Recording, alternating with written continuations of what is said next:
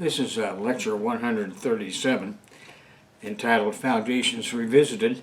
It's the last lecture of this TV series, accompanying this time volume 8 of the ABCs of Communism, Bolshevism 2019. When you get your book, you're going to have a set of charts in there on this particular last chapter, and I thought I would go over those kind of quickly with you this morning. We reviewed a great deal of material in the very first lecture, or actually the first several lectures, that was what you might call elementary Marxism, and I didn't want to just repeat that here. I thought what we would do is pull out the most important things that you never want to ever forget about historical materialism, which is the theory of Marxism-Leninism as applied to the science of society and culture and their history, and do it from a dialectical standpoint. The first point of dialectics that is relevant to us, is first law of dialectics, is that all things have a primary causation which must be found in and of themselves. That is internal to the foundation in question. And so when we look at it from that standpoint, what's internal to the to society and culture is the mode of production and the superstructure that rises upon it. Now, it was Marx and Engels that discovered this independently of each other, came together in December 1832, and realized that they had both come to the same conclusions about the relevance of Professor Hegel's dialectics, and by turning it on its proper feet instead of on its head, the way Hegel had it, they would have at the very bottom of everything a chart that looks something like this, if you remember from our very first one, where we have the superstructure sitting on top of a mode of production.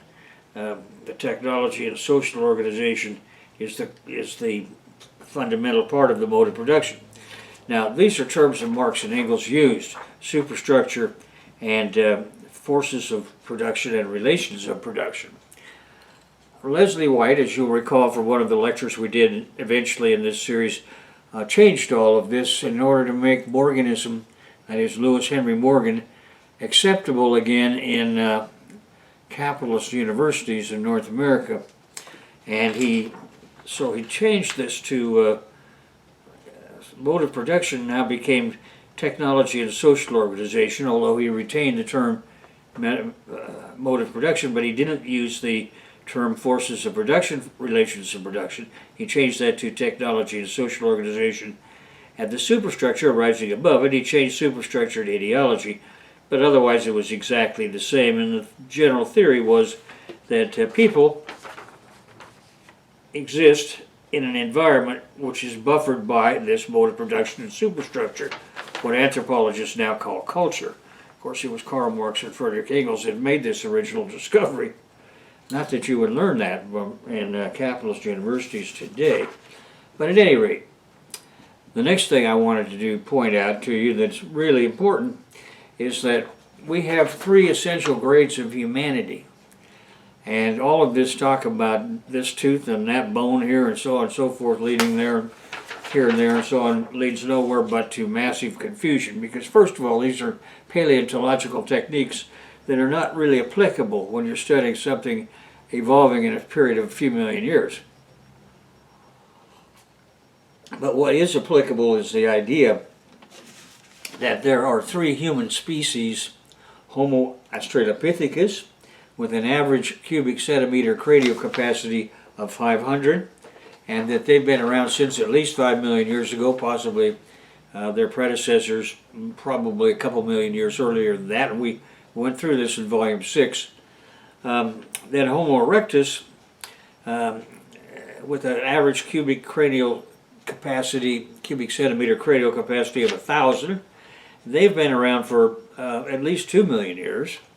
And then Homo sapiens, that is our form, with about 1,500 cubic centimeters of cranial capacity, Of course, we want to leave out the, when we're looking at these kinds of, there are always exceptions. Like you got your Three Stooges now, Bolton, Pompeo, and Abrams.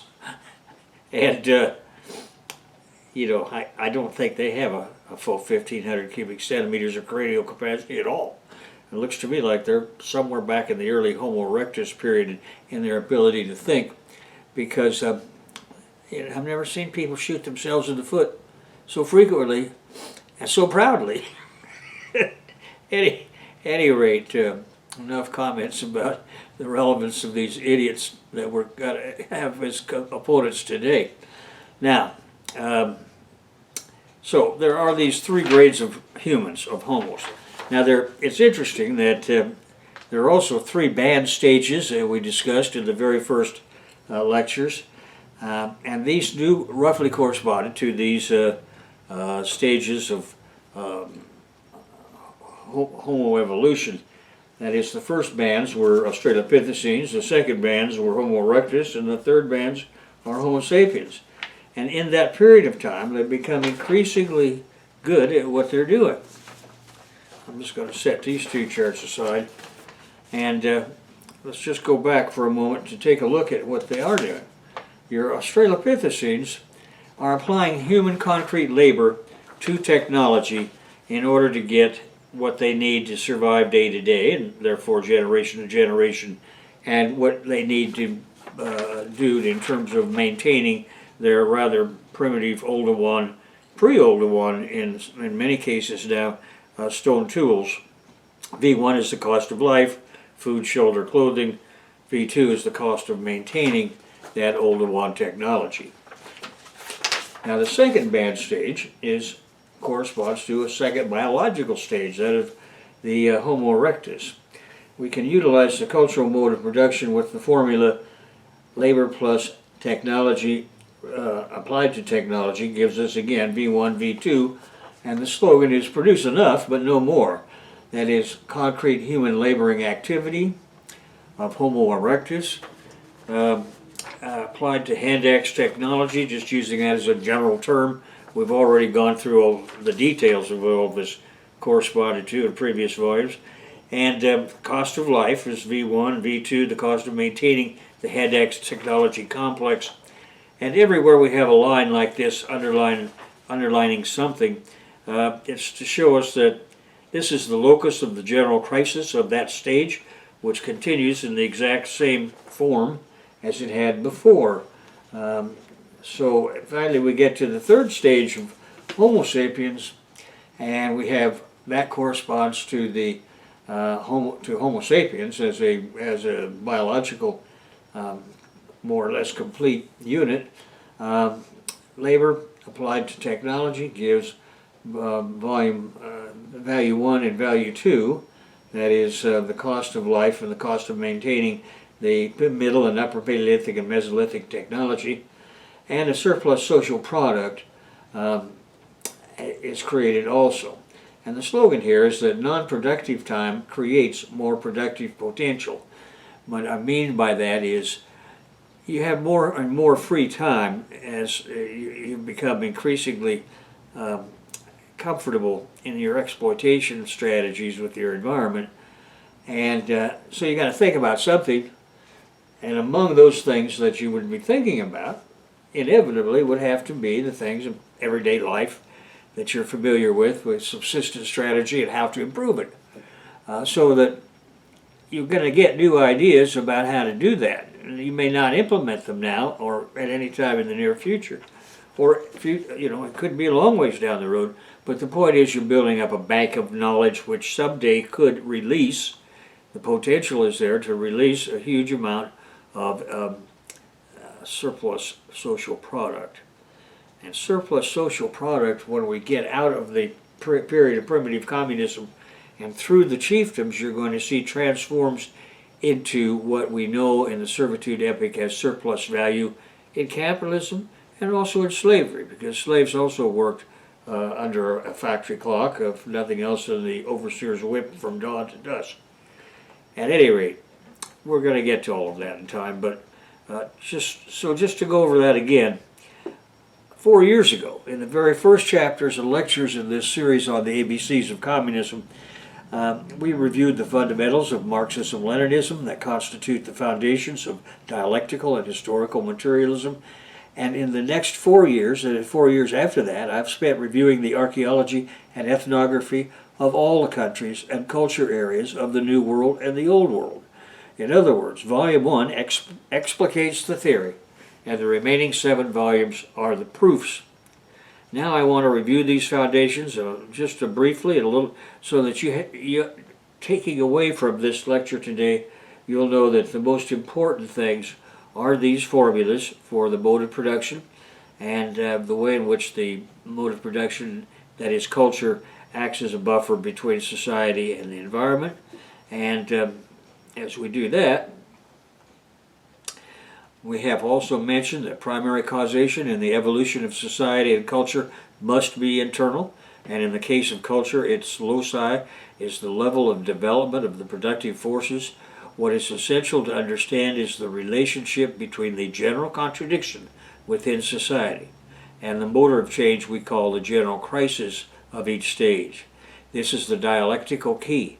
In concrete terms, every step taken within primitive communism to ensure equality and collectively producing the necessary things of life was simultaneously making eventual inequality inevitable. And this is dialectics applied. I've seen people struggling to try and apply Hegel to everyday life. I saw it in Los Angeles with that only group of Trotskyists I ever respected, the News and Letters committees. But trying to understand Hegel at all is a task in and of itself. Trying to do it in the abstract without actual application makes it a worthless exercise, in my view. What is essential to understand is the dialectics of the way in which society actually did change, and that's why we need to go through the archaeology and ethnography. Now, the general contradiction in human society from the very beginning and the subsequent, say, 7 million years is namely the contradiction between the ability to create more than is needed to survive from day to day and the danger of creating jealousy, envy, and coveting. These latter feelings will tear primitive society apart, if allowed. Thus, the slogan of the primitive communist is that the bare minimum of possessions needed will make us affluent. On the other hand, the spare time collective tool use primates have on their hands will be spent in cogitation, and some of that thinking will be about making better tools and subsistence strategies. These are the things that, if allowed, will lead to having more on hand than what is needed day to day, and as generations pass, so will their egalitarianism, as there will be too much on hand, leading to social dissolution by envy, jealousy, and coveting. Marx's final bequest. When Karl Marx read Lewis Henry Morgan's classic founding textbook in anthropology called Ancient Society, he realized that Morgan had come to the same conclusions as he and his collaborator Friedrich Engels about the future. That conclusion was that the communism of the primitive society was to be created this time on the new technological basis created by capitalism. Now, Marx studied all the ethnological literature of his time, not just Morgan's book. He gathered all of this data in his ethnological notebooks. Now, he found that the origin of class society and the state was in the chiefdoms of the literature. There was no scientific archaeology available to Marx. On his deathbed, he asked Engels to complete Capital Volumes 2 and 3, and he asked him to pull together the information he had amassed in his ethnological notebooks and what Morgan had done in his various books, and publish that compendium as a final wish granted. Now, Engels did all these things. He did the best he could with regard to the prehistoric implications of the ethnographic data in his 1888 book, The Origin of the Family, Private Property, and the State. However, there was little archaeology available at that time, and it would be another century and a quarter before I would pull all of it together in the correct theoretical frame. Now that compilation and explication is what you have been studying in this course on the ABCs of Communism, which is now Bolshevism 2019, volumes 1 through 8. Now, human biological evolution. Reading from bottom to top, which as we did when we had this chart out here a minute ago, someplace. And anyway, the point is that from bottom to top we have Homo australopithecus, then Homo erectus, then Homo sapiens, 3 species, 3 band levels, and a roughly 500 cubic centimeter cranial capacity increase in each one. So it doubles from erectus to from Australopithecus to erectus times, from 500 to 1,000, and another 500 is added in Homo sapiens, and that pretty well covers that. Now, general crises stage by stage.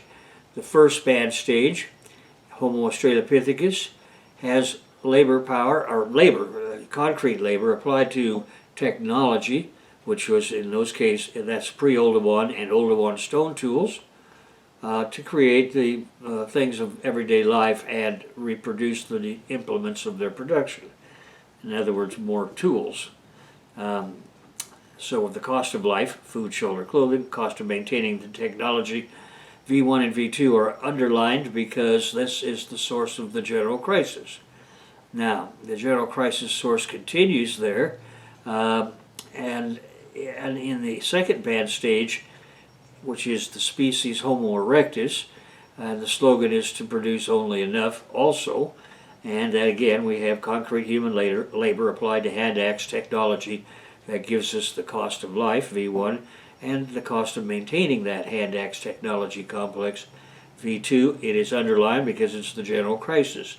Now, there's a new category called surplus social product coming into existence with Homo sapiens, where concrete labor is applied to technology, and that creates the cost of life and the cost of maintaining the technology, plus surplus social product, where non-productive social time versus productive potential is the reason that it's underlined as the source of, as the locus of the general crisis.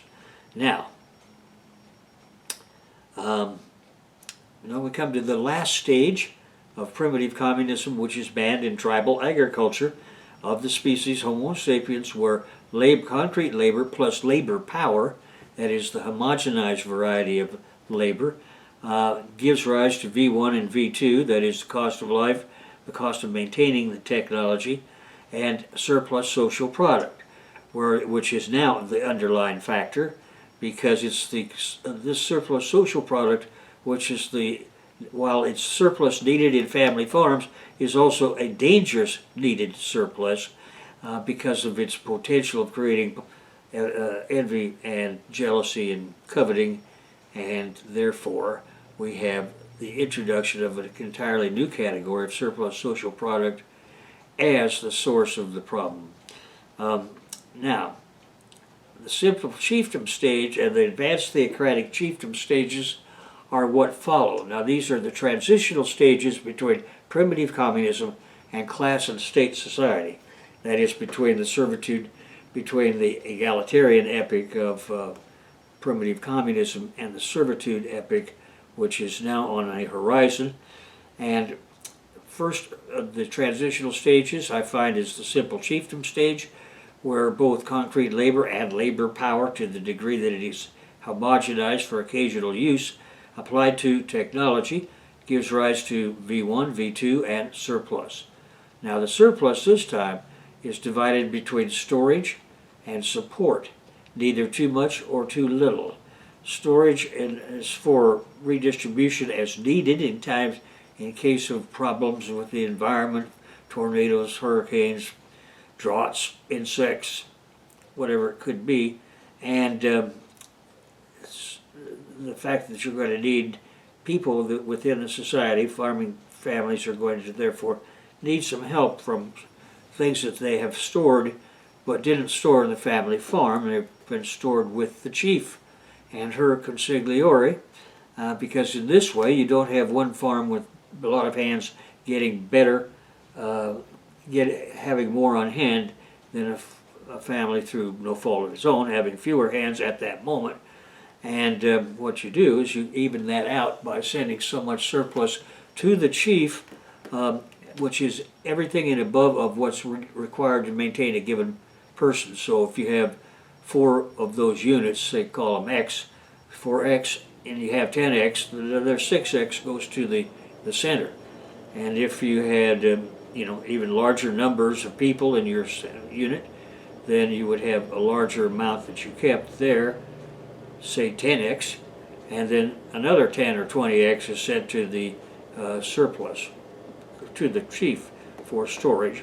And in addition to storage, the chief is going to support a few professional specialists, maybe a few shamans if they seem to be needed to control the environment, or for whatever reason, maybe a few professional specialists like potters or chip stone tool makers to supply some of the things that that are being rendered, some of the people who are being sent to the fields so often that they just don't really have to dig irrigation ditches or this or that or the other.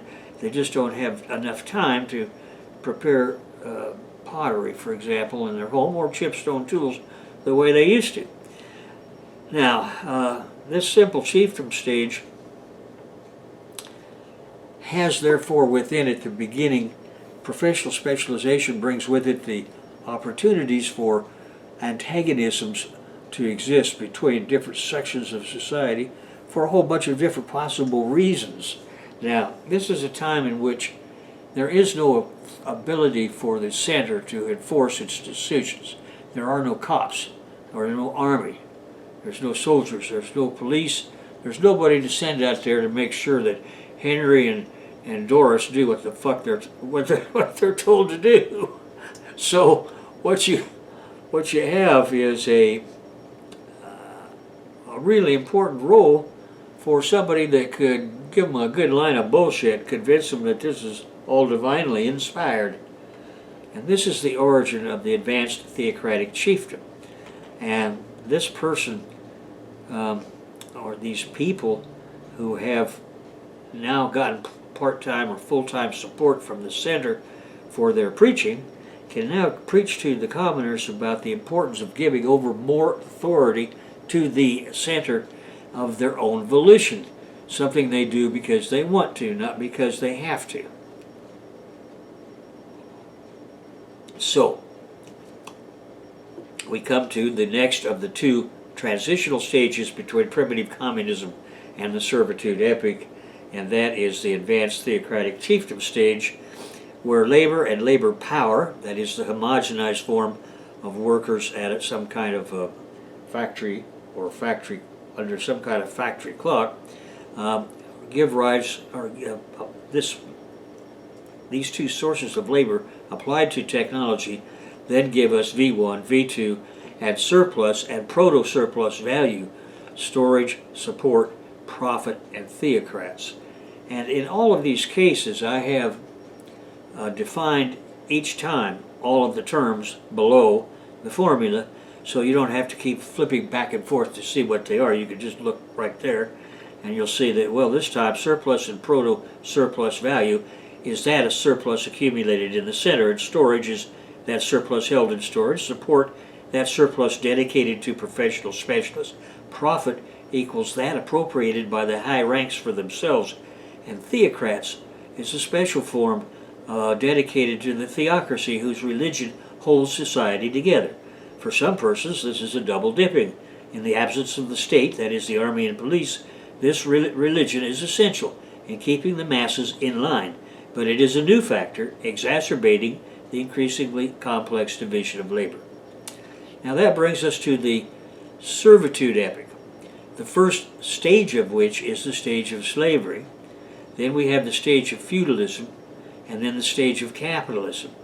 Now, I find it sometimes useful to start with capitalism because that's where Karl Marx started. And when we do that, we see that labor power, that is the homogenized labor input of a group of factory workers at a factory bench or in a factory or a factory equivalent, are applying, this labor power is applied to their manufacture technology. And then that is gives rise to the cost of V1, which is wages in the case of capitalism, V2, which is the cost of maintaining the machinery, and surplus value, that is profit, which is versus the next generation of machinery. These are the two major subcolumns that constitute the general crisis of capitalism. So whatever you thought that meant, based upon your just kind of intuitive understanding of the word general crisis, is now corrected. What it means is profit versus the next generation of machinery. That's all. That's all the general crisis of capitalism ever meant to Marx and Engels, or Marxists who knew what they were talking about, which is increasingly less in Western countries. So what you have is surplus value is constantly, the capitalist that has it constantly confronted with his desire to take his money and do it with a variety of different things that he would like to do, which he can do if he can take it as profit.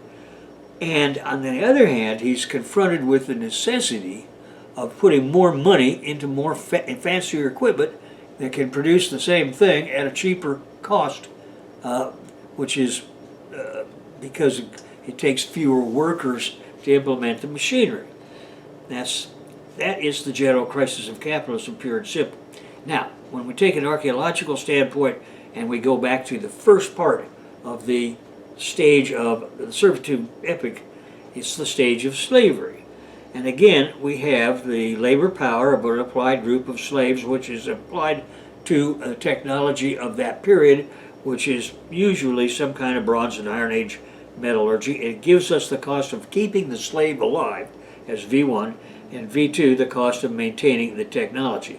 Now, surplus value equals the homogenized collective labor input of a gang of slaves measured by some clock.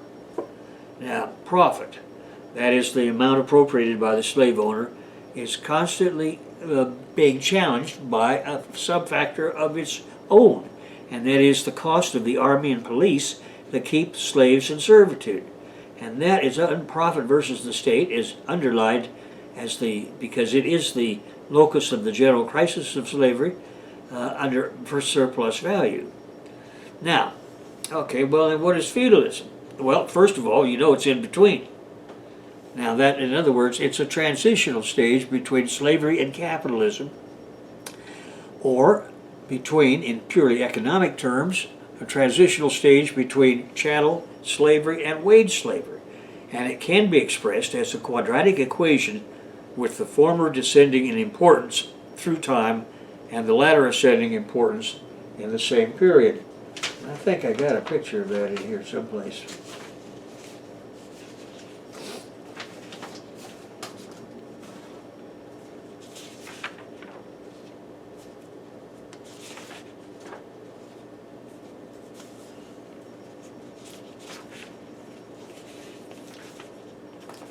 These are all charts of what I just went over and which I used on the very first lecture. But as I say this time, I wanted to approach it a slightly different way. Okay, so we have to begin with the general crisis of slavery, which I just went through with you. The important point here is that under surplus value, the state is the main drawdown on the profit that the slave owner would like to have. Now, and in capitalism, it is the cost of the next generation of machinery, which is a constant drawdown on the profit, and the things he would like to do with his capital if he could.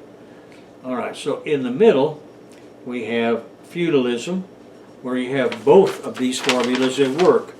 The formula of the slave stage is descending in importance, and ascending within the stage is the equation of capitalism, where profit is being drawn down by the next generation of machinery. Now, this is going to vary. It's going to happen at different times and different speeds in different parts of the world. And we went through all of, that's why we went through in every part of the world, we went through all of those. And you can see that a great deal of the speed by which this would happen depends upon the factor of historical experience. In Asia, the biggest difference was that the system of feudalism created under the empire was so effective that it lasted for 2,000 years without any meaningful change. On the other hand, in Europe, feudalism tended towards stability, almost like a slave stage in terms of the way the serfs were treated in Russia and Eastern Europe. But as you moved west and finally get as far as the British Isles, you get to a point at which these serfs are real uppity, and they're not going to put up with a lot of bullshit. And so my point is that there's no law that says that this is going to go slow or fast. A great deal of it depends upon the historical circumstances. Once the Communist Party got control of the situation in China, they had a bunch of stages to go through, which we go through in Volume 3, in order just to clear the deck. But at this point, they have gotten to be, they've become the masters of the situation, and China is developing faster than any country in the history of the world since what Stalin did to industrialize the Soviet Union. Anyway, so what we have in here is we conclude this chapter and this lecture this morning by showing that the stage of capitalism is gradually replaces slavery at different rates. Its feudal period takes different periods of time. The road to the communist stage features two intermediary stages of socialism. The first I identify in your textbook is the stage of Stalinist socialism. The second I describe at the stage of advanced socialism, now in the process of completion in the People's Republic of China and the republics of Cuba and Socialist Vietnam. None of this is something that is so set that we don't have to worry about it, because what we have seen is that it's precisely the role of the Communist Party to get in and solve historical bottlenecks as they exist and as we become aware of them and learn how to deal with them.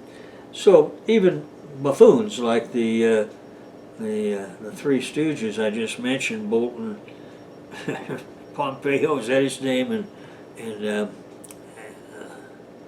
another character,